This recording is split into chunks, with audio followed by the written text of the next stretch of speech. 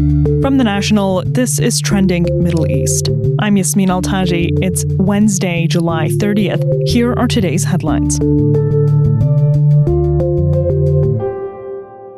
The UK is close to recognizing a Palestinian state. UK officials confirmed Britain is, quote, actively working on an international peace plan, unquote, for Gaza, under which it'll recognize Palestinian statehood. Prime Minister Keir Starmer recalled his cabinet for an emergency meeting on Tuesday. There were reports that the UK would immediately recognize Palestine as a country after that meeting, but his official spokesman played down those suggestions. I'm outside number 10 Downing Street, where the British Prime Minister Keir Starmer is hosting an emergency cabinet meeting to discuss what steps can be taken to recognise a Palestinian state and how to address the growing emergency in Gaza. The National's Thomas Harding reports from London. Mr. Starmer has come under intense pressure in the last week to recognise a Palestinian state as more imagery emerges of starving Palestinians in Gaza, and with more of his cabinet members themselves putting that pressure on him to put forward a peace plan that will include recognition.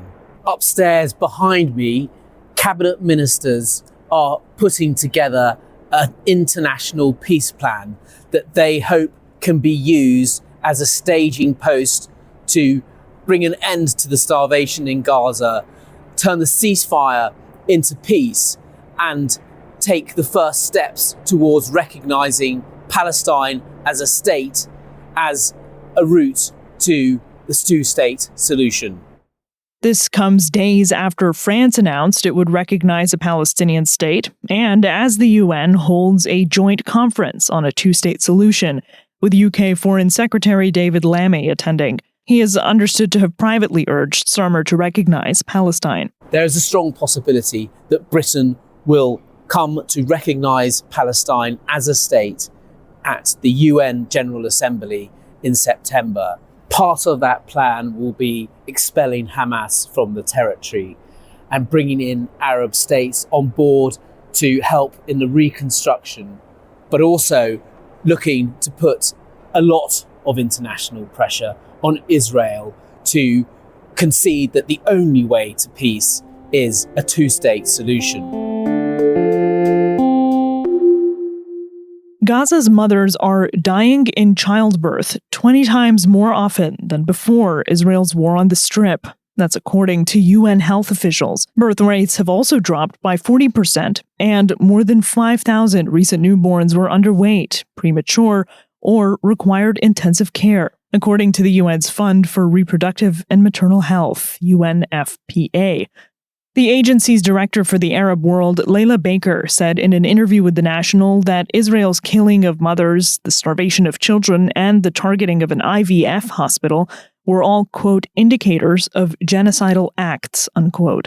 It doesn't take a genius to connect the dots that if you don't have proper nutrition, where women need twice the amount of water, sometimes 2.5 the amount of food during their pregnancy and while they're nursing, you can understand where not only the immediate impact on themselves and their children, their newborns, even if they could survive those detrimental circumstances, is very poor. Meanwhile, the Global Hunger Monitor, Integrated Food Security Phase Classification, or IPC, said the worst-case scenario of famine is rapidly unfolding in Gaza. It sparked an online campaign in Egypt where some people are filling plastic bottles with food and tossing them into the Mediterranean in the hope they reach Gaza's shore. On Tuesday, the Palestinian death toll from Israel's war in the territory crossed 60,000.